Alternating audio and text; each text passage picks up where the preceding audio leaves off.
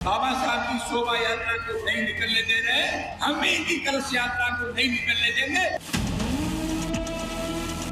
कल ही यूपी के मुख्यमंत्री योगी आदित्यनाथ ने लखनऊ की धरती से हुंकार भरी थी। कहा था सनातन में घुसपैठ नहीं बर्दाश्त होगी। घुसपैठिए के रूप में भारत के नागरिकों के हक पर डकैती डालने का काम कर रहे हैं।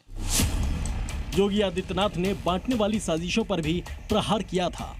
ऐसे लोगों को कटघरे में खड़ा किया था जो समाज में भेदभाव पैदा कर रहे हैं। भारत को जाति के नाम पर, क्षेत्र के नाम पर, भाषा के नाम पर, तमाम वादों के आधार पर बांट करके सामाजिक ताने बाने को छिन्न भिन्न करके दुश्मन को प्रेरित और प्रोत्साहित करते हैं। और इसके ठीक 5 घंटे बाद जो हुआ वो योगी की चेतावनी का पहला जिंदा सबूत था।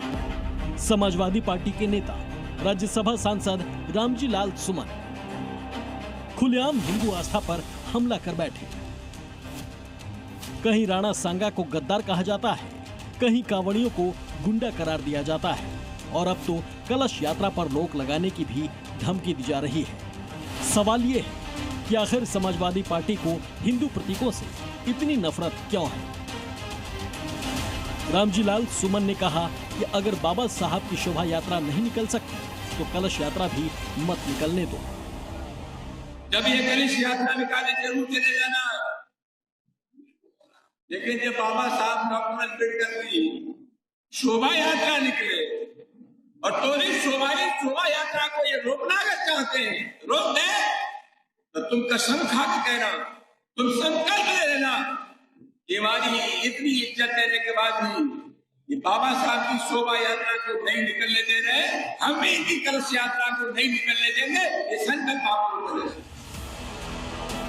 अब ये बताइए, समाजवादी पार्टी के सांसद आखिर कलश यात्रा को रोकने की धमकी क्यों दे रहे हैं? ये वही रामजी लाल सुमन है जिन्होंने वीर राणा सांगा को गद्दार बताया था और अब हिंदू आस्था को भी कुचलने का काम कर रहे हैं। उपसभापति महोदय, मैं जानना चाहूंगा कि बाबर का डीएनए मुसलमान में है। हिंदुस्तान का मुसलमान तो बाबर को अपना आदर्श मानता नहीं है, तो मुसलमान तो बाबर की औलाद है और तुम गद्दार राणा सांगा की औलाद हो।